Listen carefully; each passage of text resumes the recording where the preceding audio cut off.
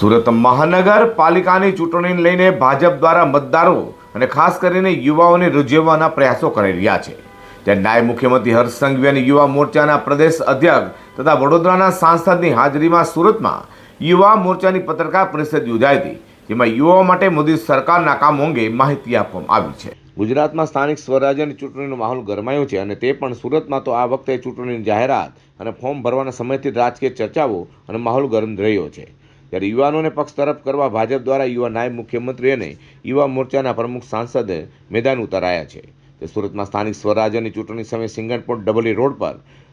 Last ceremony banquet હોલમાં યુવા નાયબ મુખ્યમંત્રી હર્ષ સંઘવી, ગુજરાત ભાજપ પ્રદેશ યુવા મોરચાના અધ્યક્ષ અને વડોદરા લોકસભાના સાંસદ હેમાંગ જોશીની હાજરીમાં સુરત મહાનગર યુવા મોરચા દ્વારા પત્રકાર પરિષદનું આયોજન કરવામાં આવ્યું હતું, જેમાં યુવાનોના સર્વાંગી વિકાસ તથા મૂલ્યો આધારિત નેતૃત્વ માટે વડાપ્રધાન નરેન્દ્ર મોદીના નેતૃત્વમાં કરેલા કામો અને આગામી દિવસોમાં યુવા શક્તિને ધ્યાન રાખી થનાર કામો અંગે માહિતી અપાઈ છે। યુવાન સાથીઓને હું સર્વપ્રથમ આપ સૌને અભિનંદન આપવા માંગુ છું, આપ સૌનો આભાર માનવા માંગુ છું।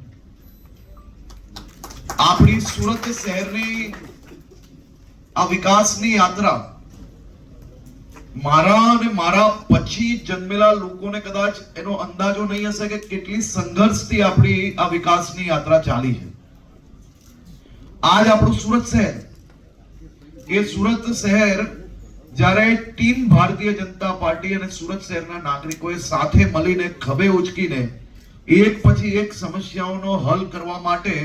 પોતાના એમ કહેવાય ને કે આટલા વર્ષોનો સંઘર્ષ ના કર્યો હોત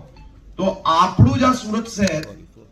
એ સુરત શહેર દેશભરમાં કયા નામે ઓળખાતું હતું એને તમને અંદાજો નહીં હશે। તમારા સૌ માટે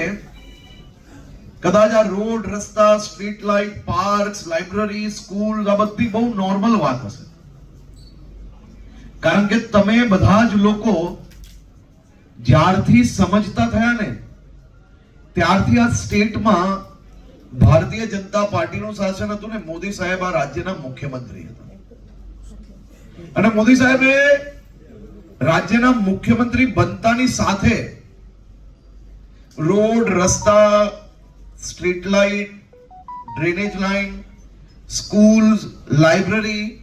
આ બધા જ વિષયો તમે માંગો તે પહેલા આપવા માંગ્યા હતા। પણ જો તમે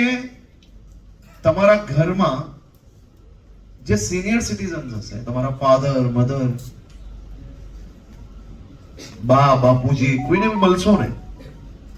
અને જઈને ખાલી એટલું પૂછજો કે જ્યારે આ સ્ટેટમાં કોંગ્રેસનું રાજ હતું ત્યારે આ સ્ટેટના ગામોમાં શું પરિસ્થિતિ હતી, ગામડાઓમાં લાઇટ કોઈ દિવસ ઘર સુધી પહોંચતી હતી એટલું પૂછજો। જે ગામડામાં રહેતા લોકો એમને જ્યારે શહેર સુધી જવાનું હોય ત્યારે કેટલા કલાકો લાગતા હતા અને આજે કેટલા કલાક લાગે છે।